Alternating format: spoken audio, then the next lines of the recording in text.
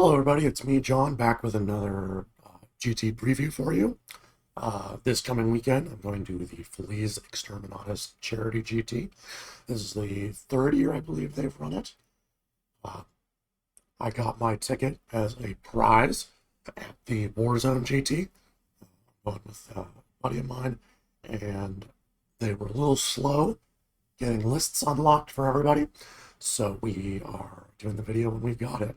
We'll leave tomorrow afternoon, and probably will end up being a little bit shorter of a video this time, just on that basis. But yeah, let's get into it. This is the Feliz Exterminatus preview video. I'll do a review video afterwards. Starting with the list, we talked a little bit about it last time, what the list was. I've made some changes to account for some changes in the meta, some things I think are going to be a problem. Core of the list is still the same. We still have Mr. Demon Prince with Helm for -1 damage, with the additional possible -1 damage in combat, taking your 3 damage weapons down to 1 damage. Potentially very nifty. Very good option for some things that we'll see soon. Still got Slaughterbound with Glaive. I think he's great. Just a real handy, that thing goes away now. Karn, Tenzerx, Rhino, very, very basic. 3 units of 2 spawn. This is new. In the past I had just the 2 units of spawn. We've dropped some things to get them back. 3x3 Exalted. As I said, very, very good anti-tank option. You can point them in most tanks and they'll just pick them right up. They're also good into infantry too, being able to go to AP4 for a command point. Makes them very handy and do a lot of 3-up armor saves, 2-up armor saves that are in the meta right now. 2x Forge Fiends. I know they're going without them. They're good. We have a Hellbrute, who's a bit of a new pick. I talked about it some in my Show Me Showdown review video. I think he's good. I think he is going to do a thing that world leaders need, which is potentially a very good value trade early game. A lot of people want to use him at the end of the game and say, oh, hey, I got him into my target and got to do my ping pong, into 2 or 3 units, I win game. The reality is that too many of those units at the end of the game are just going to kill him back. You're not going to get to use your extra activations. But he's going to do great into things like scouts. He's going to do great into things like infiltrators, lictors, your early game skirmish units, and if you can tee him up to pick up 2 or 3 of those units at only 120 points, quite useful. 10 by jackals, backfield holders, screeners, etc. 8 by warmongers, again, good tech piece, good to put out in the early game mid board. They do wound Space Marine bodies on 2 on the charge. You can give them a pip of AP. They take all the world leaders buffs really well. Potentially very interesting move block piece early game. And they can help you give your Demon Prince with Helm his lone op potentially very early without having to put anything else out. I don't have any regular 8-bound in this list, so there's no infantry scouting that I can just put up and say, hey, he's lone opt. But in theory, this should be a big help for that until maybe some of the beefier units get up there. What is in the list? What are people bringing? This is what took so long. 13 players are bringing Space Marines. 9 of them are bringing the new Victrix Guard. This is a unit that's caused a lot of conversation recently. I think they're very good. I think they're a problem for a lot of armies. I don't think they're as big a problem for world leaders. If you know anything as a world leaders player, you know how people get around a blood surge. And if you've played world leaders for any amount of time and you've used Khorne Berserkers for any amount of time, you know what the limitations on a blood surge move are. The Victrix Guard do not put out an excessive amount of damage compared to other things, and you can make them very inefficient with -1 damage. They don't want to fight a Demon Prince. They don't want to fight 8-bound. They don't want to fight -1 Khorne Berserkers. Like, I get it. There's a lot of armies that they're a really big problem for. And things like our Forge Fiends are maybe not the most efficient into them. But Exalted 8-bound, if you give them a pip of AP, congrats, they're saving on 6s. 2 failed saves kills a guy. And if they're running the new Space Marines, Ultramarines detachment, they don't have fight on death anymore. I think this is a net positive for us, that this is a thing that exists, because you have players that maybe aren't familiar with melee, with how the real ins and outs of Melee works, because Ultramarines to this point has been a shooting game, with maybe one durable melee piece. I foresee a learning curve on this. Eldar, there are 9 Eldar players. They're overpowered, guys. We know they're overpowered. There's only really 2 builds, but they're really good builds. Seer Council may become a thing once Aspect Hosts and War Hosts get bonked. Yeah, what are you gonna do? 6 World Leaders, myself included, come down from Show Me, about the same proportionally. Same kind of deal. I expect a lot of people are kind of trying to jump the bandwagon. I don't see a lot of conversion. If you remember from Show Me, there was only 1 or 2 World Leaders undefeated at the end of round 3. It's not an army you just pick up. There's a lot of people jumping on it. We'll see. Necron, 6 Necron players. There's 1 gentleman running Oops All Catan. There's 1 gentleman running Star Shatter, and it's a lot of guns and not very many durability pieces, or not Star Shatter. I believe it's actually Hypercrypt. And then the remaining is split between people that are bringing the 20-man warriors and the 6 wraiths, or people that are running 2 6-man units of wraiths. Necron players are consistent in that they overestimate their durability into the damage output that World Leaders can put out. Putting the Dev Wounds on an infantry unit, put the Necromancer in with those units, they become infantry. That's just the way it is. And then Hellbrute really enjoys touching the 20-man warrior unit, because that they don't fall back and shoot, they don't fall back and do things.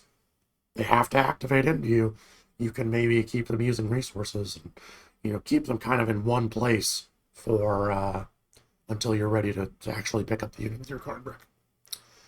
5 units of AdMech, it's a tough matchup.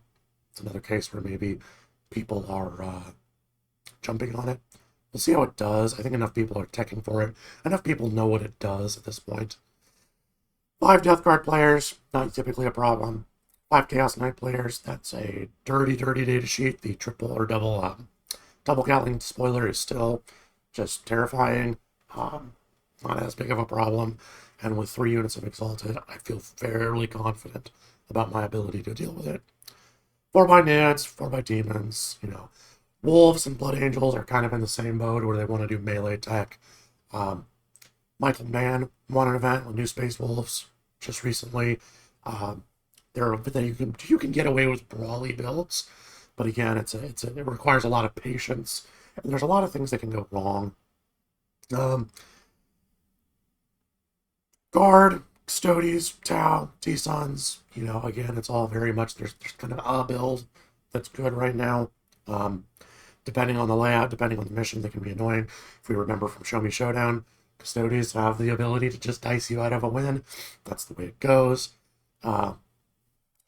Orcs, someone is bringing Tactical Brigade. I thought that was interesting. Maybe seeing a pivot back to Tactical Brigade. The other 2 are the pretty standard. Gaz 20 boys, some Beast Naga boys, your preferred method of getting them to action, and then trash. EC, not typically a problem for World Leaders. Death Watch, another case where there's a lot of guns, but they kind of fall into the Shadow Mark trap of, what if I just go touch your guns? You don't get to go really do anything.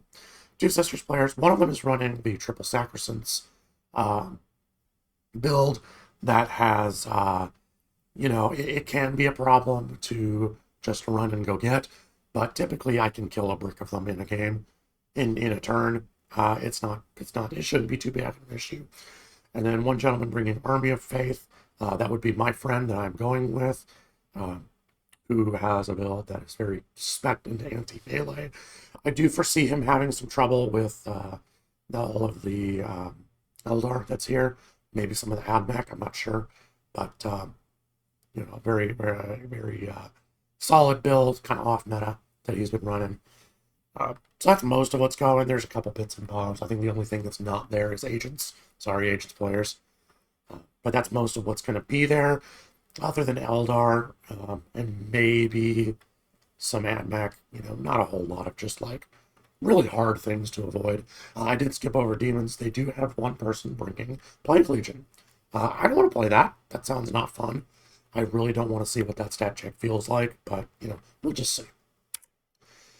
Packet. Packet does not have any weird curveballs this time. Yay, yay. No layout 3, no sweeping, no silly goofy stuff. So we'll take it. Day 1 is all layout 2. I very much like layout 2. Layout 2 gives me the option to put my even prints in that middle ruin, that U shape, and keep some lone op trash, or keep my models here, my lone op demon prints right here. This objective is very easy to get to from my my L-shaped ruin on this side. And then my home ruin, I can very much threaten this area. Karn sure does love to come out here and hang out in this notch where he can't really be threatened.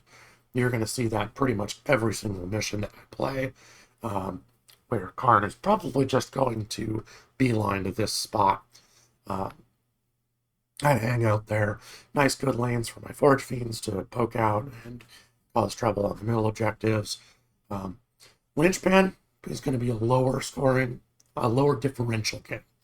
My opponent is just going to print 8s a lot of the game until I really decide to go and mess with their primary, but we'll just have to see. Round 2. This is our one of 2 Scorched Earth missions, which is interesting. My ability to take Goremongers is potentially very helpful. Goremongers should be able to stage in this piece and then turn 1 go out and touch. This is Scorched as well, so my opponent, I can very easily threaten here. Again, Karn and his Rhino buddies can just go hang out here. If I stage up my Goremongers back here, they can't really be interfered with. There's an option for me to send 2 cycles of Goremongers spawn to threaten to burn his expansion objective. He commits resources, and then I send the Rhino and Karn to just go do it again, and then either he has to commit a huge amount of resources just to keep me from burning his home objective, while I can keep a spawn and a demon prince in the middle, and he either has to wildly overcommit to this side. I very much like this mission. On Scorched Earth, this is a good layout for me, as long as I don't run into something that just puts half their army mid-board, at which point we just decide if we win or lose round 1. Potentially very, very good matchup for me. Good table for me. Same with hidden supplies. It's not as bad. Remember that one of the objectives is probably going to be here or here, and then here and here. In comparison, this gives me basically, with the Rhino here, he has 1 objective that he can sit on that I can't just threaten to just go get at any time. If I play into a Victrix or a Orcs or something that packs a big melee counter, I may want to make sure I don't full send on a turn when my opponent has a heroic and a fight on death and an interrupt and all this other stuff queued up. I may want to play a little bit more chippy, but we shall see. Overall, this should be a good one. This build doesn't mind putting it all out on the middle, and anything that forces my opponent to put everything out on the middle. Boy, we talked about Mr. Hellbrute not being used to just press button win game if he gets the 3 or 4 ping pong activation. But this is a map where he could do it. So that's all of day 1. This table is very favorable for me. None of the missions are bad missions. I like them all fairly well. Armies that just love to play primary. We're talking about the Sisters. We're talking about Orcs. We're talking about Necrons. Those could be hard here, but we'll just have to see. Day 2, we play all day on mission. Only on 4. 4 is less good. It's a little harder for me to get my lone op up. I probably will have to play a bit more of a, trade trash. And then turn 2 or 3, give an all-in mission, an all-in type play. Take and hold, pretty standard. This one, the opponent will probably be more confident in their ability to play their expansion, but the gap is even smaller for me to just go get them with stuff on my Rhino. And potentially even staging back here does not make them safe. There's a world where Spawn or Berserkers can go touch whatever's back in this area, while another unit comes and just sits right here on this wall. That is very annoying. There's also a lot of potential. This is actually maybe a good rapid ingress spot for Mr. Hellbrute, where if they've staged back here, they may have a hard time getting a line on him, and all of a sudden that becomes a very ominous threat for late games tradings. Similarly here, this is a mission where I'll want to put something back here. My opponent often will have very easy shooting lines into this area, but they won't be able to do it without risking something in exchange. So a unit of Coremongers potentially starting back here and then running up, or a pair of spawns starting here and then scooting up, could be very interesting. I'll get less mileage out of Coremongers on this map, I think. There are occasions where I might put them out here early, but overall, I think, it's just going to be, they don't have a scout, so if I put them out here, they're just going to get shot by free damage. I'm not sure I want to do that. They may become a more conventional trade resource. Mission O is Terraform. This is one where the Goremongers are amazing! Goremongers are starting right here if I get to drop first. And they are pressing that Terraform button immediately. And then Karn and the Rhino are probably coming right over here. I love Mission O on this layout. I love this. I can put spawn right here that are safe. On turn 1, they can come up and potentially scout out. I can hide a lot of shit back here. I can hide a lot of stuff back here. I love this map. This looks great for me, especially on Terraform. I almost wish I had a second unit of Goremongers just for this one. If I was to make a change on the basis of the player packet, I would change it to have a second unit of Goremongers and just say, guess what, guys, round 5, I'm just going to go take a nap because we're going to terraform all 3 first. We're terraforming all 3. Round 6, supply drop, less good, still not bad. Sweeping engagement, it's okay. This is another one where I would be really tempted to put Goremongers out here. Probably won't. Supply drop always has the win condition for world leaders of, did you keep your Rhino and Karn alive? If you did, and you go second, you can just win game. You can just, hey, I held him here. I held him here for 5 turns, or for 4 turns, and then on my 5th, they're just going to get out, they're going to go out, they're going to +1 AP, they're just going to go clear that point. I'm just going to get 15 at the end of the game. And if you can just start the game that way with that knowledge, it's very hard for an opponent to deal with. This is a mission where I feel very happy about having this. So there are no stinkers in this packet, which is great. I'm very happy to see that. I really like that. There's none except for maybe round 5 that are just like, oh my god, 3 wins, please. But we're pretty happy. I'm pretty happy with this overall. So talking about overall expectations, Victrix Honor Guard, again, I know that they're kind of the boogeyman right now, and they are very powerful. 210's not cheap, guys. 210 for just 6 of them. That's 24 wounds behind toughness 4. They have no invuln. They have no feel, no pain, and I don't know that they have a way to get. I think Kalahar might be able to get them 1. But then I think you have to take the wounds on him, if I'm remembering correctly. The -1 to wound is a bummer. Oh no, now I wound you on 3s. Guys, Goremongers, wound Victrix on 3s.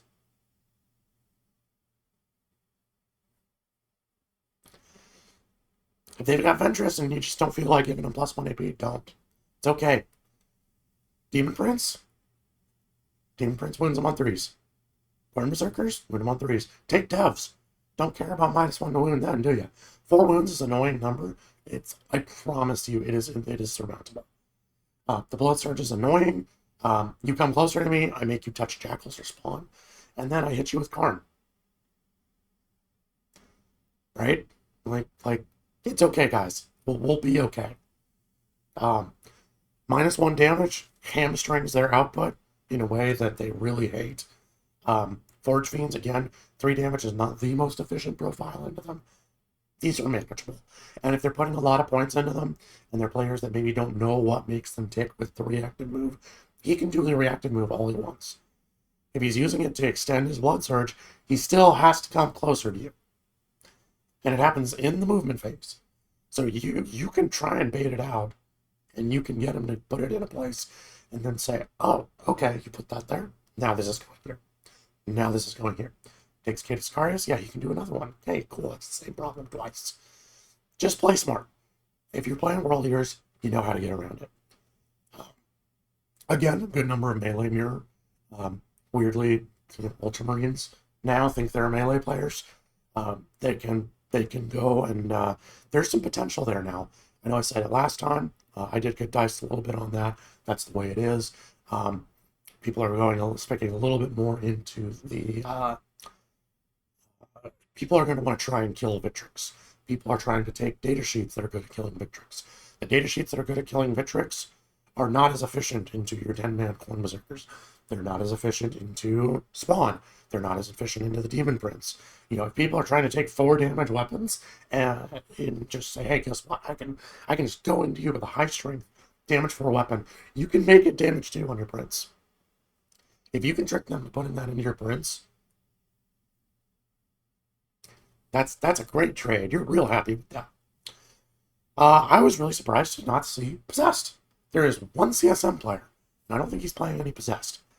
To my mind, when I looked at the Victrix card, and I saw what they were, I thought to myself, man, whoever takes 3x5 MSU Possessed and just throws them with devs, maybe double sus for, sus crit 5s for Pack-Bound Zealots, maybe bonus attacks, bonus strength in Creations of Bile, maybe not strength, but bonus move.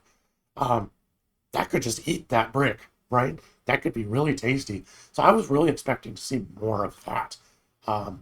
See it in Renegade Raiders, giving them a bonus AP. I really expected to see Possessed kind of come back and be a thing that Chaos players were taking to try and deal with the Victrix. It hasn't materialized. I'm curious if that will change.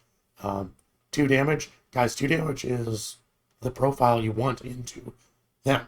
They don't have a reduction. Like, okay, if you're maybe not as good into the rest of the meta, or things that do have a -1 damage, but, you know, CSM players, where have your good Possessed gone? And then, as always, my expectation for a GT event like this, I would like to X1. Sometimes you just get Eldard, right? Sometimes you just get Eldard. Sometimes you just get a bad map. Sometimes you just get dice. Across 6 games, I expect to have a game I lose to dice. Maybe not 2, right? Like, I would like to not lose because of 2 games because of dice, like we did last week, or last month. But, you know, it is the way it is. I never expect to go win an event. I don't know if this event is doing an explicit best in faction, best in sub-faction. But as always, I'd like to be the top-ranked world leader at the end of this. That's kind of the goal. But yeah, I'm excited to get into it. This is gonna be a fun event. Like I said, I don't make any money doing this. I don't ever intend to. Probably best to explicitly say I did win my ticket as a prize for my local GT. But I'm paying for my own room. I'm splitting a ride. You know, I don't know if it'll ever matter. Better to cover my bases now. And that should be it. I'll do a review video when I get back. As I understand, this is a popular event. People enjoy going to it. This year they are doing some local area charity events. Concurrently, I believe they're raffling off some armies. Should be quite interesting. Maybe I'll come back and be a Death Guard player. Who knows? Anyway, that's everything. I'll do a review video when I get back. If you catch this far, thank you so much for watching. If you have any questions, comments, please state them. I'm hoping, again, I haven't gotten a whole lot of feedback. You know, I know it's the deal with new channel, new format. Not a lot of feedback yet. If you have interesting comments or questions, I'll dedicate a short or something to them. If you have things you'd like me to cover for World Leader tricks or World Leader how-tos, I am going to start making those soon. And I'm hoping to get a overhead cam set up soon for my table, and we'll go from there. Thank you so much. Y'all have a great day.